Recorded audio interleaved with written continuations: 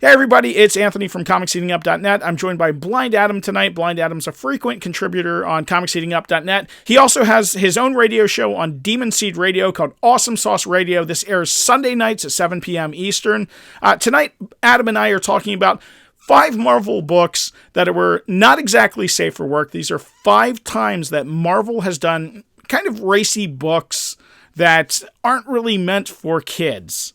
So, Blind Adam, how you doing tonight, man? Doing awesome sauce, Tony. Let's go ahead and talk about our first book. Our first book is a favorite of both you and me. I love She-Hulk, especially the older She-Hulk.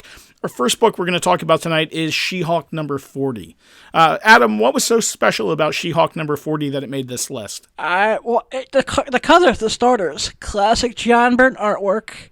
She's nude and doing jumpy jump rope. The panels in this issue are incredible. I'll show some of the panels, but this is definitely a book that was more designed for adults and less for kids. Adam and I were talking before we went on air, and She-Hulk number 34 is another great cover. And there's there's so many great covers in this run. The second book on the list is Fantastic Four number 275. Adam, why did this book make the list? This book makes the list because it is in that classic John Byrne run, and in this issue, She-Hulk is sunbathing on the roof, and, paparazzis take pictures of her, and she spends the whole issue trying to get the pictures back.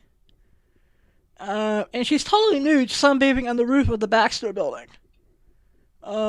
Which, hey man, it's Midtown New York. People are gonna see shit, man. The newspaper publisher in this case definitely looked like Stan Lee, minus the mustache.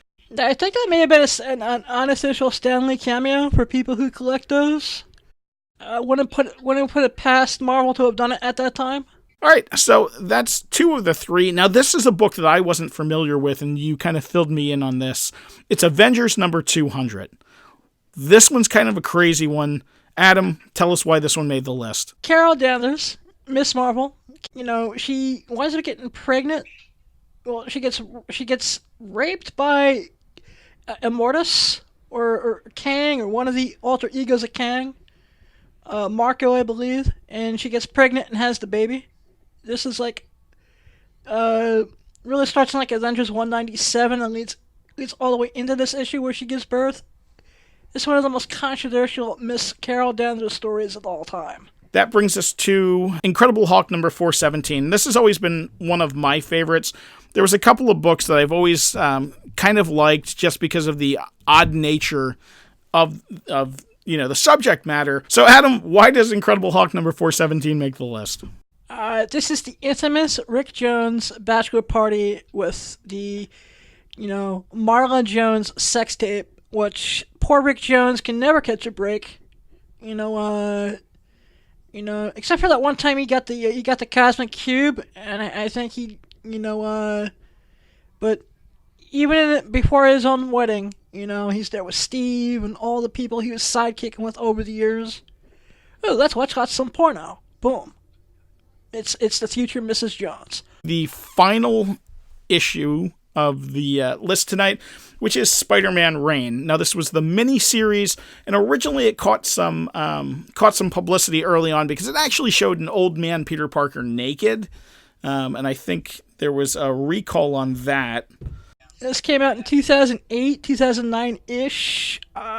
It was Carl Andrews at his best, and there's a black costume variant that was also recalled. What I thought funny is that we see that one scene with Peter Parker by Mary Jane's grave when we find out that, it was radioactive body fluids. That was the angle I didn't remember, that it was actually Peter's bodily fluids that ended up causing Mary Jane to expire. Her death was definitely directly caused by Peter.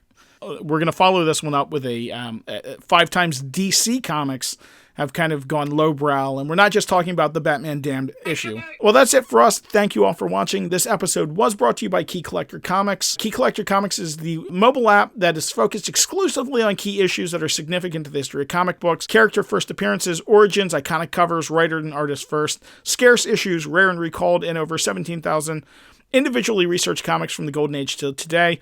You can use code CHU or CHEW to try it out for 7 days for free. It's $1.99 a month or $19.99 a year. If you haven't used this app in a while, or if you haven't used this app at all, definitely check it out. It is one of the many tools that I use in the toolbox when I'm looking for comics. It's a nice, easy app you can pull up. As you can see, they have a ton of different categories here, but you can also search comics by the series or character. That's it. Thanks again. We will see you next time.